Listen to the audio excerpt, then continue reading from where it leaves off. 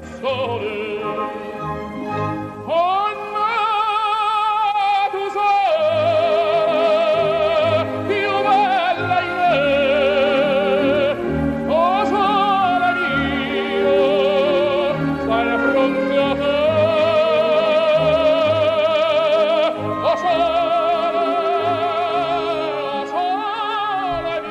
one of my favorite renditions of O Sole Mio out there. Luciano Pavarotti live from Madison Square Garden back in 1994.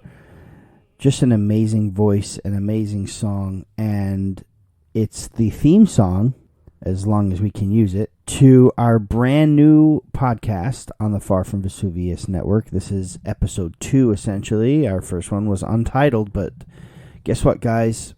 I have finally figured out a title to the podcast. We are now called Noi Tifiamo Napoli. That's right, Noi Tifiamo Napoli. That's our new podcast name. I appreciate everybody who gave me their ideas and entries to try to come up with the name of this podcast. But I really liked it. I included it in the first untitled podcast, the audio. It kind of struck a chord with me. I think it sums up, it sums up what we are, who we are. We are Napoli fans, Noi Tifiamo Napoli. So now we have a theme song, we have a name, and I'm announcing that we will have a co-host as well. And it looks like we're going to add this person in the coming weeks, possibly after the new year, but stay tuned for that. It'll be me flying solo, Raffa Rispo, just for a little bit here, and I thank you for joining us. So now, let's get to business at hand. There's a lot to talk about. We had a Champions League game last week against Real Madrid, followed by the Inter match this past Sunday. And now we look ahead to Juventus on the road, and we have to talk injuries. We have to talk, situations with management, and there was a lot. We had the annual Italian awards happened, and they named the Serie A 11. They named the manager of the season. They named the team of the season. And even out in Africa, they have boiled it down to 3 finalists for the African Player of the Year. We're going to get to all that in un attimo.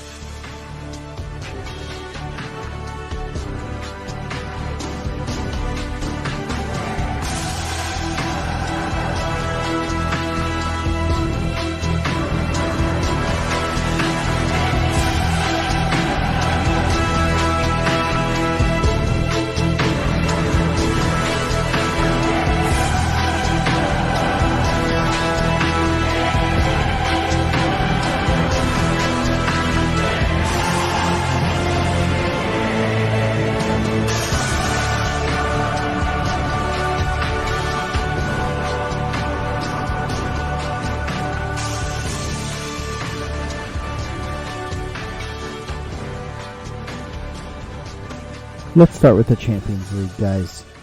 We came into the Bernabeu last week looking to just gain a point. There was even an instance in where if we lost, we would be able to qualify. That didn't happen. The other game was Braga, who tied with Union Berlin 1-1. I believe if Berlin had won and Napoli had lost, we still would have qualified. But it didn't happen that way. We lose 3-2 to Madrid, who had already qualified but now solidified their group stage win. And Napoli have it all to do against Braga at the Stadio Diego Armando Maradona coming up soon, December 12th. Our starting 11 was Meret, Di Lorenzo, Rachmani, Nathan, Jesus, Anguissa, Lobotka, Zielinski, Politano, Simeone, Kvaratskhelia. We played against Real Madrid, who had a lot of injuries and who had a lot of changes in their lineup as well. As Lunin, goalkeeper. Brian Diaz started up front with Rodrigo. Bellingham was there. They started Ceballos as well. But despite the long list of injuries, this is still a Real Madrid team that people need to fear. So Carlo Ancelotti was up for it, as he always is on a European night. And the game was good. We came out strong. We got the first goal with Simeone in the 9th minute to make it 1-0. Kvaratskhelia cross to the back post where Di Lorenzo redirected it back across the 6-yard area where Simeone poked it in from close range. The ref checked to see if the whole ball went over. It did. And, we were up 1-0. But right away, Madrid come back and make it 1-1 with Rodrigo. And not long after that, maybe just 10 minutes after that, Madrid take the lead with Bellingham. And the two guys who you would think would score the goals for them did come through. Like, if you didn't bet either one of those two to score a goal, then something's wrong with you, because those guys will score. It's actually funny because Kay Murray on the CalcioCast podcast that she does with Bonetti, she said that Madrid almost want you to score. They want you to come through. They want you to score because they feed off of those occasions. They feed off of being down, or they feed off of a little pressure. They want you to come score. They don't have a problem with you scoring a goal on them. So no sweat after going down 1-0. They go up 2-1. And then, more close calls for Napoli, a good play. The first half was decent. And we come out in the second half, and Zambo Anguissa gets a goal. Beautiful goal, too, as Di Lorenzo has the ball, finds Anguissa, who's making a run to the right. Anguissa takes a shot that's blocked by Ceballos, and Anguissa takes the deflection back to himself and thumps it.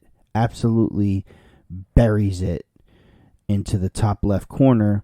No chance for Lunin, and it's 2-2 just like that. And that's where Napoli sort of took their foot off the pedal, as Real Madrid just came at them like it was, life or death. Efforts by Rodrigo, efforts by Carvajal. There was a shout for a penalty that wasn't given that should have been given. Nicolas Paz comes in, Joselu comes in, and those two guys get on the score sheet to beat us 4-2. But Nico Paz's goal was, nice long range left-footed shot towards the bottom right corner that skips right in front of Meret, and he sort of bobbles it. It just, and Madrid go up 3-2. It was very similar to the game in Naples. Very similar. In the fact that we took the lead early, they came back and took the lead on us, in the first half. Second half starts right away. We get an equalizer, and then a shot from outside the box, does us in. The first one in Naples being the shot from Valverde that just was absolutely insane. Nothing Meret could do, in my opinion. 98-mile-an-hour fastball up top. And then Paz's goal, but this one I feel Meret could have done a lot better with. But anyway, Joselu has like 11 chances to score open nets and just one-on-ones with the keeper, and just a lot of missed shots by Joselu, and then he gets his goal, tapping it in from a close range. The defense just kind of stopped playing, and it's a little frustrating. Overall, I think Napoli could be, proud of their performance against Madrid, but it's a chance that we wasted because, again, that Braga game ended 1-1, and if Napoli had just held on for a 2-2, we would be in the round of 16 right now, and the game against Braga on December 12th in Naples would be, just a game to kick around at, and that's not the case anymore. Now we have a chance. We still have a great chance to qualify, but Napoli fans will not take my words of encouragement too lightly, because I do think we'll qualify, but we've been here before, haven't we, where there one scenario where we don't qualify happens and then we don't qualify. And in this case, the only way we don't qualify is if Braga beat us by more than one goal. So we can afford to lose the game 1-0, 2-1. We can lose and still qualify, but we can't lose by more than one goal. So any other result means the round of 16 for us, which is important. And it's also important for qualification for the Club World Cup because, the fact that Juventus, and I will go over this too, but the fact that Juventus aren't in Europe and Milan are not doing as well as they should be doing, or I don't want to say should be because it is a group of death, but they're not doing well. And should they not qualify for the round of 16, which I believe there's only one scenario where they do qualify. So they've got a lot of work to do. We are in good shape in qualifying for this thing in 2025, the Club World Cup, which takes place in the United States, by the way. As for Milan, I'd like to touch a little bit on the rest of the Italian teams in Europe. Milan have it all to do, and their scenario, they lose pretty miserably to Borussia Dortmund the day before, 3-1 in Milan, and a last-minute penalty kick by Kylian Mbappe for PSG against Newcastle means that Milan now have a lot of work to do. That result, like if Newcastle had beaten PSG, Milan's chances of going in would be a lot easier. But now Milan must defeat Newcastle, and PSG cannot get a result against Dortmund. So basically, Dortmund, who's already qualified, who is looking to wrap up I believe they already won the group, to be honest with you. No, they still have to play. So if PSG beat Dortmund, I think depending on what they did before, it'll come down to PSG or Dortmund as group winners. But if Milan can beat Newcastle and PSG don't get a result against Dortmund, Milan will qualify for the round of 16. And so this comes down to the age-old, do we root for Italian teams in Europe? And I know some of us do, and a lot of us don't. I'm completely on the fence. I'm not going to go flag-bearing, waving the flag if they win, like some other people I know in my close quarters, actually. I'm not going to go wearing the jerseys, and I'm not going to go texting saying Forza so-and-so. It's only Napoli for me, but guys, indulge me for a second. Hear me out. These Italian teams, the better they do, the better for the league, the coefficients, whatever you want to say. But now, with the new Champions League format coming into the next season, coming into play, these teams, if we do well, Serie A teams do well in all of Europe, and they get enough coefficient points for this season, it could mean a fifth team in the Champions League. Now, it's with the new format, like I said, where there are 2 more spots available for the best performing federation. So if Serie A either ends up 1 or 2 in the coefficients for this season alone, and now we're not talking overall coefficients, which is an average of the previous 5 seasons, but for this season, if Italian teams do well, Serie A could get a 5th team in the Champions League, which means, not for nothing, guys, but Napoli are not looking too good in Serie A right now, and it's not an achievement. It's not an achievement to finish in 5th, but if we finish 5th and Italy finishes top 2 in the coefficients, we get into the Champions League like that. And, at this point, any way we can, I'll take it. We're not at that point. I thought we may be, after last season's glory and last season's beautiful Scudetto and the way we played. And I thought maybe we could build this into a dynasty, which would have been great. And it doesn't look like it's happening right now. I mean, things can turn around. There's still a lot of play, but,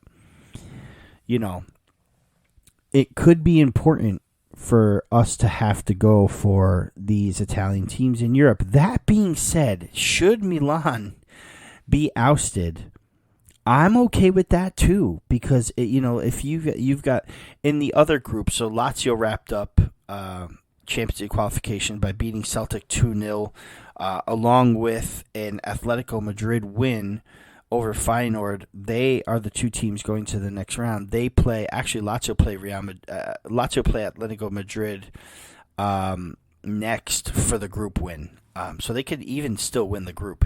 So that's important. If they could win their group, if Inter could win their group, they actually have to play as well for their group against Sociedad. They play against them. Winner of that wins the group. And if Napoli could qualify, that's 3 out of 4 Italian teams, 2 group winners. In the Europa League, you've got Atalanta that qualified for the round of 16. I believe they also won the group with their draw against Sporting. Yes, that's confirmed. They won the group. And then I think it's just Roma that I believe Roma qualified as well. Yes, Roma has qualified for the knockout stages of the Europa League. They can win their group. If they can win their next game in the Europa League against Sheriff, and Slavia Prague don't win their game against Servette, Roma could also win that group. And then Fiorentina have qualified for the round of or the next round of the Conference League as well, and they can wrap up their group with a draw against Ferencvaros coming up on December 14th. So things are looking pretty good for Italian teams in Europe. And again, no one's going to fly the flag. No one's going to become all of a sudden, I'm a Serie A fan. I'm a fan of Serie A because that's what we watch each and every week. But in Europe, it's not going to make or break me if other Italian teams do well, but I'd rather them do well than other nations. I'd rather us get that fit. So why can't it be us? Why can't it be Italian football? Why can't it be? Our league is a good league, man. It is, and in my opinion, I think we deserve it. So if while I'm not necessarily cheering for Milan to qualify for the next round, I am cheering for everybody else this season. So there's that. Now we have to talk about Inter.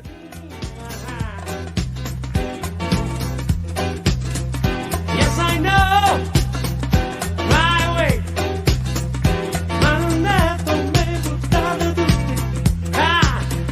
Yes, I know. My way.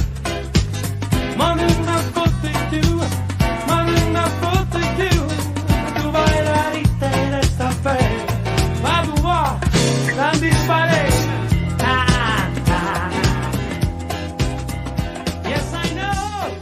Mazzarri made a few changes here. He went with Meret in goal, Di Lorenzo Rachmani, Ostigard next to Rachmani, and Natan on the left back. Something different, something new. Turns out that Natan started his career as a left back and switched to the left side of a 3-man center back position at his time in Brazil. So he has some sort of experience back there. Anguissa, Lobotka, and Elmas. Elmas got the start over Zielinski. And then Politano, Osimhen, and Kvaratskhelia. As far as Inter goes, they were injured too. They had a few injuries on defense. But Summer started in goal. The 3-man back was Darmian, De Vrij, and Acerbi. Dumfries, Barella, Çalhanoğlu, Mkhitaryan, and Di Marco in the midfield, the stellar midfield. And then Marcus Thuram and Lautaro Martinez up front. Now, as for the match itself, disheartening is the word. I mean, like, we could be upset with the Real Madrid outcome and the way it happened, but I think we could hold our heads high. And Napoli came out like that in the first half of the Inter game Sunday, right? We looked good. Elmas took a shot right away. Huge shot. Hit. Summer had to make an incredible save. First 3 minutes of the game. Anguissa was there, winning duels and making plays, and Kvaratskhelia was there, pulling off good passes, and finding good crosses, and I think the team played just so well. Politano had another shot from outside the box, smashed the crossbar. Napoli came away. If you watch the game and look at the scoreline and you watch the first half, you're like, there's no way that this happened. And Napoli looked really good and looked like they would be the team to penetrate first, but it was Inter in the 44th minute, but not without controversy. Lautaro Martinez wins a challenge against Anguissa, but also fouls Lobotka as he sends the ball up to Barella. Barella then sends the ball up to Marcus Thuram, who's challenging with Ostigard, finds DiMarco, who sends a cross up, and a header by Dumfries, a flick on from Barella, and an absolute blast by Hakan Çalhanoğlu past Medet. In my opinion, nothing Medet could do about it. It was one of those shots that was just phenomenal shot. However, the entire Napoli swarmed the referee, who is Massa, by the way, and are adamant about them looking at VAR, because 10 seconds earlier, if you go back and watch it, guys, Lautaro Martinez 100% has both arms around his waist, fouls Lobotka. There's a foul leading up to the play. Goal should have never stood.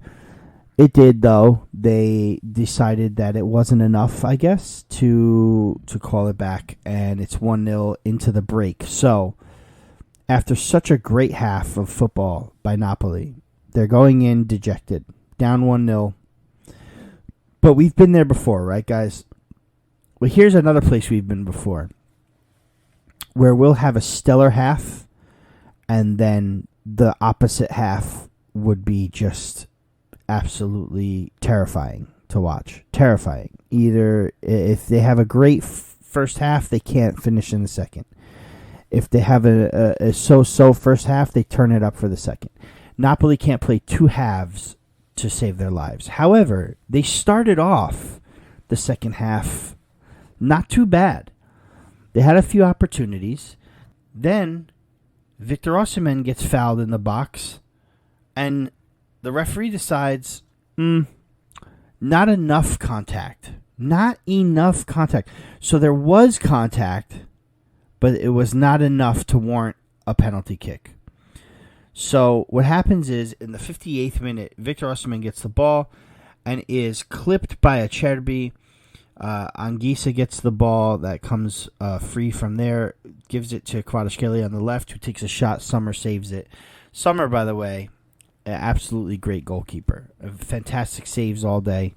He made some saves that definitely kept Inter in the game, for sure. But go watch that play again where Osimhen gets fouled in the box and doesn't get called for the penalty kick. Meanwhile, I believe it was the Roma game there was an awarded penalty. I believe it was for Dybala.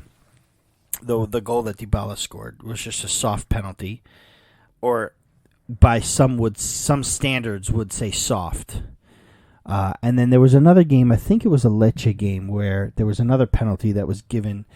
The point I'm trying to make here is that I've seen fouls like that happen in Serie A before, more than once this season, where it's given, but you would look at it and say, you know what, maybe there wasn't enough to warrant the foul.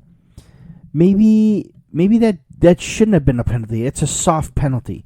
However, the rule book states contact in the box that leads to a foul is a penalty, no matter what, right? And this instance checks off all the boxes. All of them. This should have been a penalty kick.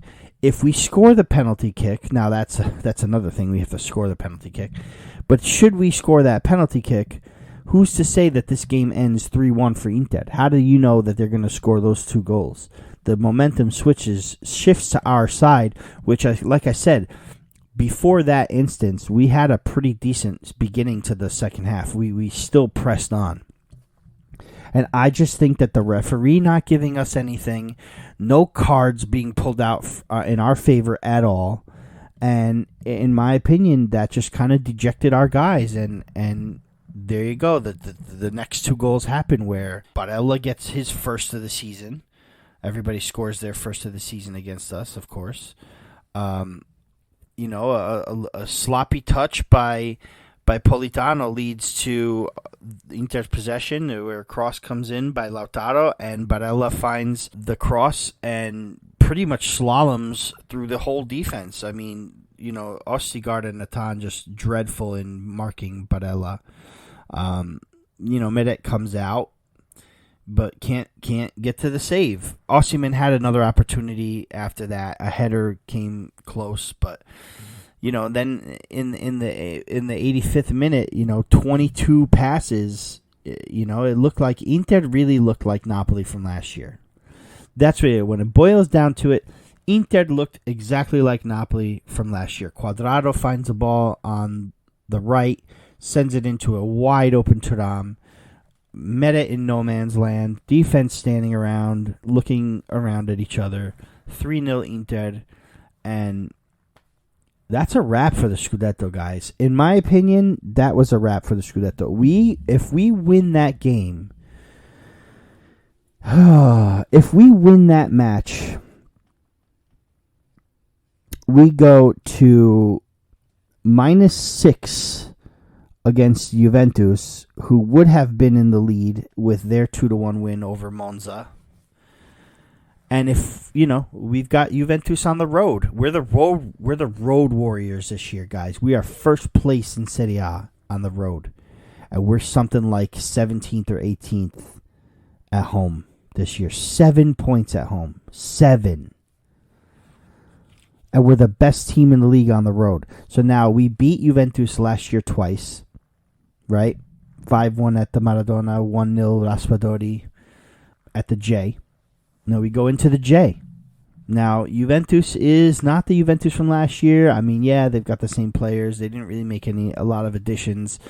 But, they are flying under Allegri, man. They are winning a lot of games, and they are not giving up a lot of goals. But if Napoli can get it together, and if Napoli can score some goals against Juventus, I think it's a wrap. And we could have been 3 points back in the title race.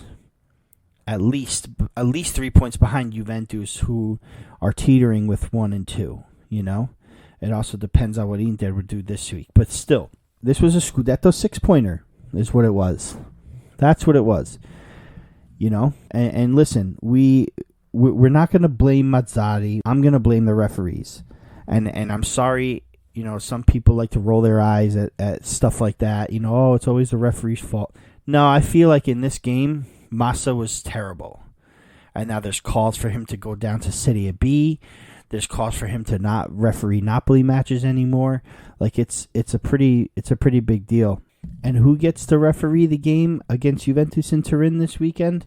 Oh, it's our buddy Daniele Orsato, who we all know is infamous in the 2018 Inter-Juventus match when Orsato overlooked what was a bookable offense by Pjanic against Rafinha when Pjanic would have been his second yellow card.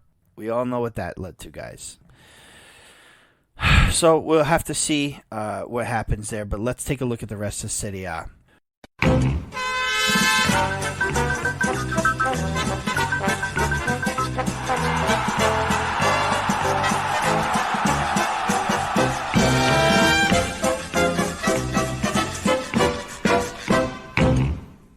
Friday was the game between Monza and Juventus that finished 2-1 Juve.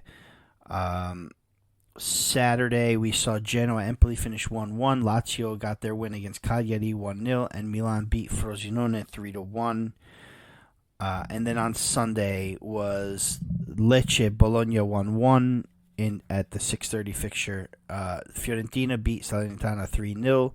Udinese Verona 3-3. That was a good back and forth game there. I believe it was Verona who got the 97th minute equalizer in Udine. Sassuolo 1, Roma 2, and then Napoli lose to Inter 3-0. On Monday, Torino beat Atalanta 3-0. 2 goals by Zapata, which was great for my Fantacalcio. However, I only got a draw against Kung Fu Pandev this weekend. Thanks a lot. That's thanks in part to Fiorentina's Beltran getting his first goal, and I sat him. I played him. I started Beltran in my Fantacalcio. Every single weekend, I start this guy. I decide to sit him, and he gets his first goal of Serie A. Of course he does. Thank you very much. That cost me a win. Anyway, should probably do a podcast on that on our Fantacalcio. What a lot of fun that we have. There's a lot of big names in there too. Joe Fischetti, Gianluca's in there, Gaetano Solazzo's in there. Joe Cacavalli is the presidente, the commissioner. We've got Michele's in there, Michele Scotto di Luzio, and amongst others, if I forgot you, Carmine Guadagnano's there. Yeah, it's a lot of fun. And the winner every year is Joey's cousin, Raffaele, who's just a master at the game. But maybe we'll have one of these guys on and talk about Fantacalcio one of these days. It's really cool. Frustrating, but cool. The Serie A table is like this. Inter with 35 points. Juve in second with 33. Milan with 29 in third. And we have been overtaken in fourth place by Roma on goal differential. We still have to play them. That's coming up soon. But we share fourth with them with 24. In sixth is Fiorentina with 23, who gained a little points on us with their win. Bologna tied this weekend, so they don't get to jump us with 22 points. And Atalanta losing really helped us out too with 20 points in eighth place. So we really could have been in rough shape, guys. We were tied in fourth with Roma right now, and in technically fifth place. This is why we need that fifth Champions League spot, guys. Gotta cheer for these friggin' Italian teams. I know it's rough, I know. But again, continuing on, Lazio in ninth with 20 points. Actually, Atalanta and Lazio both have 20. Torino with 19. Monza and Frosinone with 18. They share 11th and 12th. Lecce with 16 and 13th. 14th place is Genoa with 15. Sassuolo also have 15 points. Udinese in 16th with 12. Empoli in 17th with 11. And your relegation 3 is Verona, Cagliari with 10, and Salernitana with 8 points. This coming weekend, again, the big one, Friday, Juve Napoli at the J. This Saturday, 9 o'clock, Hellas Verona versus Lazio, Atalanta Milan, and Inter Udinese. Those are big ones too. And Frosinone will play Torino in the Espresso match. Monza Genoa, Salernitana Bologna, Roma Fiorentina. On Monday as well, Empoli Lecce and Cagliari Sassuolo. We did have Coppa Italia this week. On Tuesday, Lazio beat Genoa in the round of 16, and Fiorentina Parma finished 2-2 in regulation. And after extra time, Fiorentina beats Parma 4-1 on penalties.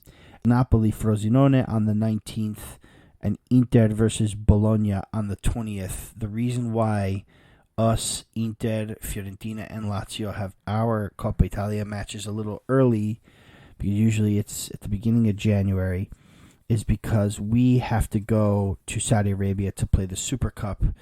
And then it's on the 3rd, it's Atalanta Sassuolo and Roma Cremonese. On the 4th, it's Milan Cagliari and Juve Salernitana. We get the winner. Should we beat Frosinone, we get the winner of Juve Salernitana on January 17th. All right, you guys, I'm going to get to your questions and your comments next.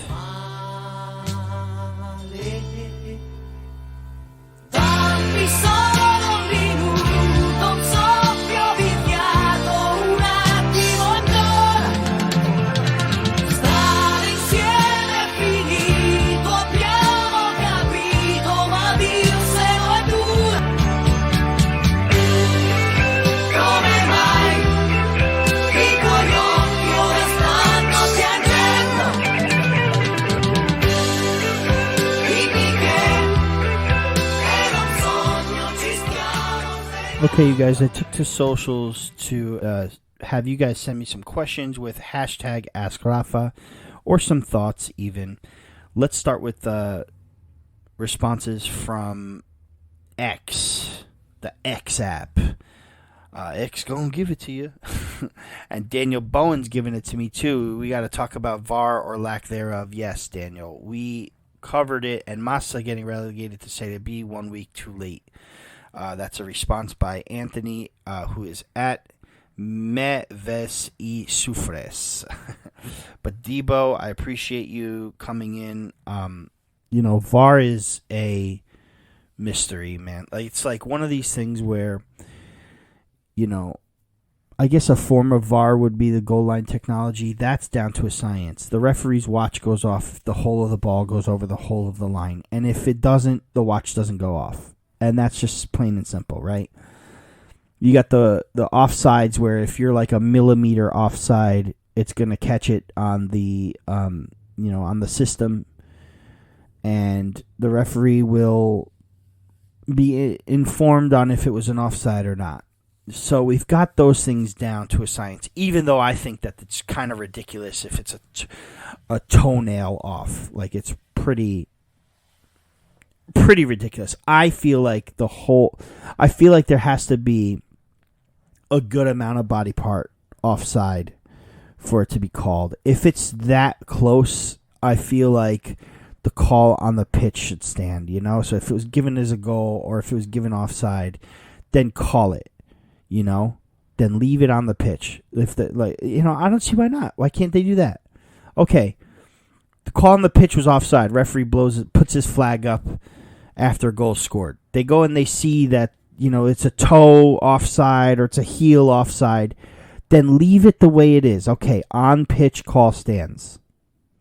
But if a goal is scored and the referee's flag does not go up and they look back at it for offside and it's the same indication where there's, it's the same instance where there's the, heel of the boot or the toe of the boot is off or the edge of the blade of the shoulder is off, then leave it on the pitch and give it a goal. I mean, that's how I feel. I feel if it's so close, if it's that close, like, again, obviously, if a whole shoulder is off, or if a whole foot is off, or if even half the foot is off, we're talking millimeters. We're not even talking inches. We're talking millimeters. When it comes down to millimeters, leave the call on the pitch the way it is. That's my opinion. But as far as these penalty kick given or not is concerned, we really have to come up with a way to figure out what's a foul, what's not a foul. Because on the flip side, okay, let's take Osimhen's foul into consideration. Let's take a few others I've seen this year too. I'm not going to go into details and list them, right? But you got Osimhen, who was clearly contact was made. He goes down. Maybe he embellishes it a little bit. Maybe not.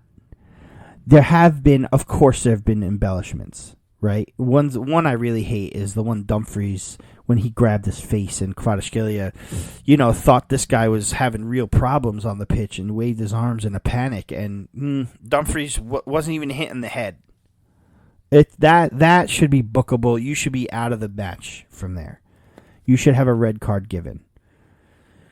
But if you're not going to give the penalty kick because apparently either there wasn't enough contact for a foul, then what happened? Then Osimhen must have dove, right? I mean, if they're not going to give the penalty, give the yellow to Osimhen for diving. Because it's either one or the other, right? There was contact, he went down. Was it enough? No. Do you think he embellished it? Yes. Give Osimhen the yellow if you're not going to give the penalty. Or give the penalty. Because right now, the letter of the law says contact in the box is a penalty kick.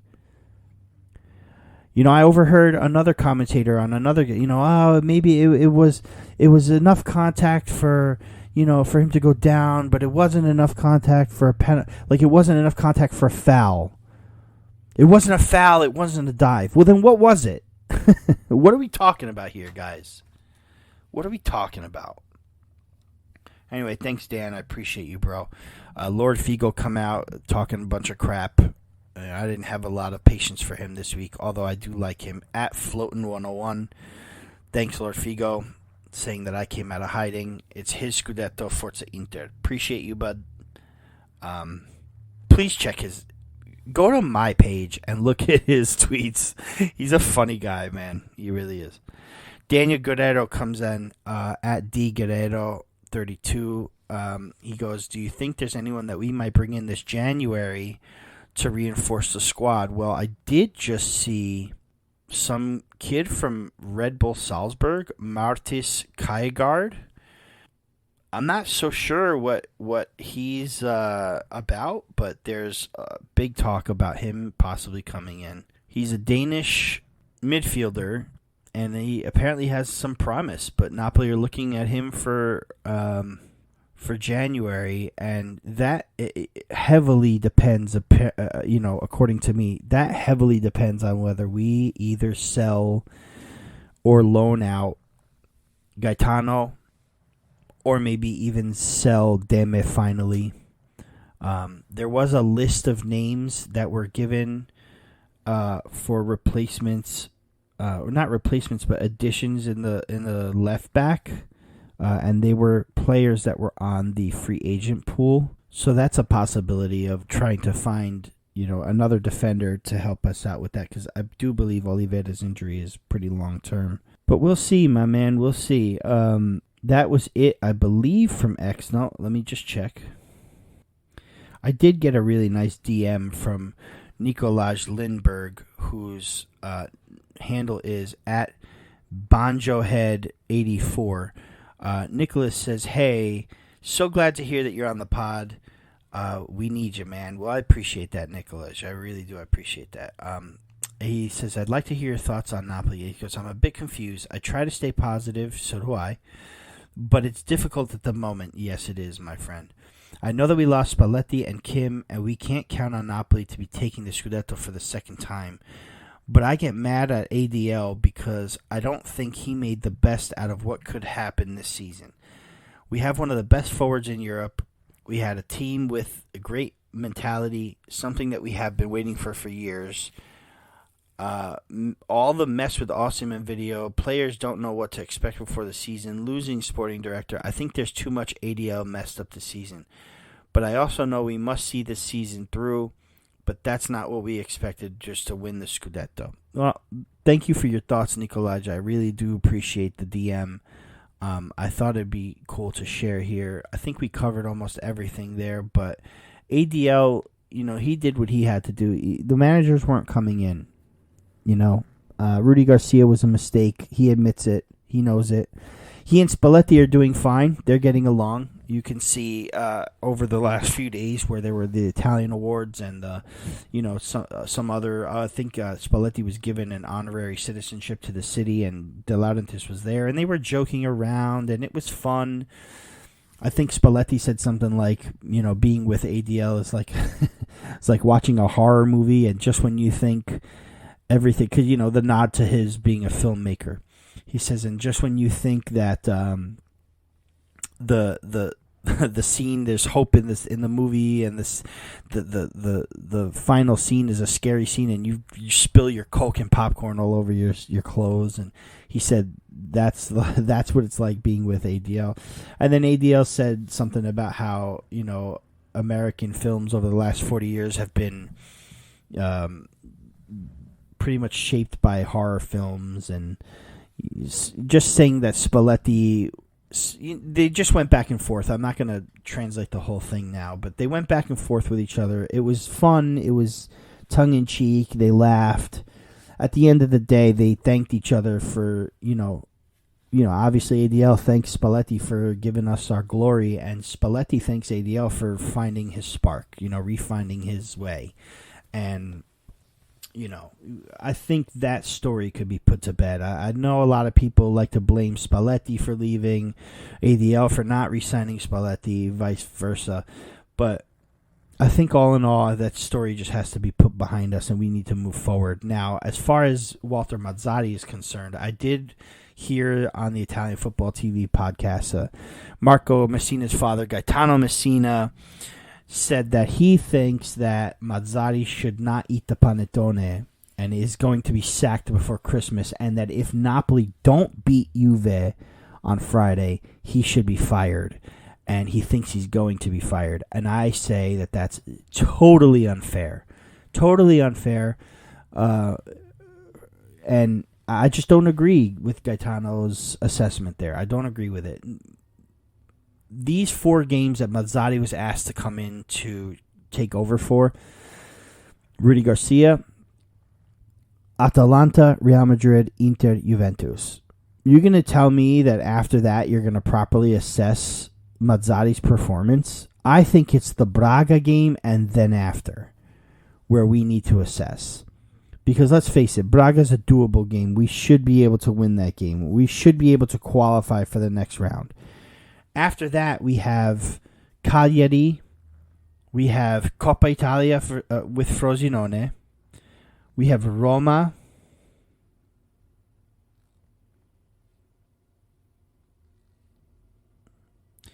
We have Monza, and we have Torino to round out the andata. And that's where we need to really start to see a turn for Napoli here. I will not judge Mazzarri with a loss for tomorrow. Mind you, Di Lorenzo is not injured, and he's fine. I guess he took to social media saying that he's not as injured as everyone thinks he is, or he's not, he just had some fatigue or something like that, and he will be playing against Juventus, so everybody can calm down. We're not, we still have issues in defense, but there's not an emergency the way the media made it out to be. And, there's that. I did mention the Italian awards. It is the Gran Gala del Calcio. The AIC gives a team of the year every single year, and this season was as follows. Goalkeeper Mike Magnan. In defense, we have Giovanni Di Lorenzo, Alessandro Bastoni, Kim Min-jae, and Teo Hernandez. In midfield, they gave it to Nicolo Barella, Hakan Çalhanoğlu, and Stanislav Lobotka. And the forwards are Kvicha Kvaratskhelia, Rafael Leao, and Victor Osimhen. So that's 5 Napoli players. That's 5 Napoli players in the top 11. Di Lorenzo, his second appearance, actually. He was on the team last season as well in 21-22. For everybody else, it's their first appearance. The Serie A Footballer of the Year this year is Victor Osimhen. It's the first Napoli player to win the award. Luciano Spalletti was named Manager of the Year for the 3rd time. Previously, he had won it in 2006 and 2007 with Roma. It is Napoli's 2nd appearance for Manager of the Year, as Maurizio Sarri won it in 2017. The Serie A Referee of the Year was awarded to Daniele Orsato. So we got the award-winning Daniele Orsato in charge of our game against Juventus. That's great, comforting. The Serie A Club of the Year, obviously, Napoli. The Gran Gala has also named Kvaratskhelia as goal of the season. The goal he scored against Atalanta, the one where he beat 16 Atalanta defenders. But guys, also Victor Osimhen is in the running. Also, Victor Osimhen has been named to the shortlist for African Player of the Year. He is one of 3 listed. Mohamed Salah and Ashraf Hakimi are the other 2 out for that award. Thank you guys. I really appreciate you guys taking some time to listen. Again, we are rolling on with this podcast. We've got some plans for the rant. We've got another host coming in with me towards the new year. And we finally have named our podcast the Noi Tifiamo Napoli podcast. I want to thank you very much for listening.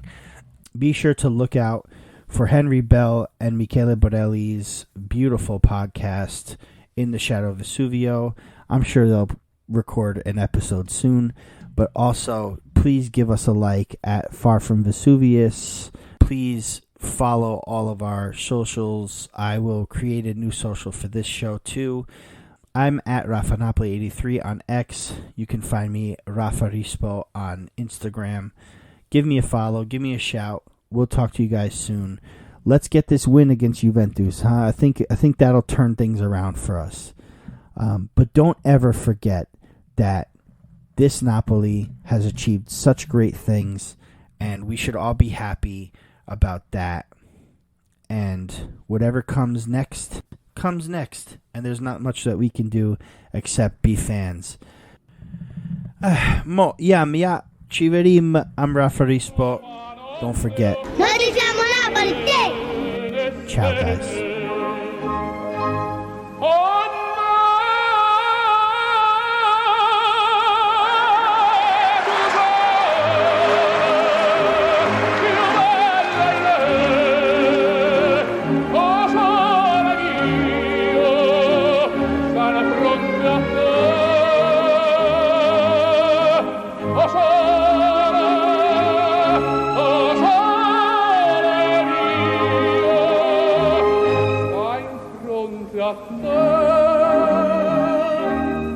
Stai da front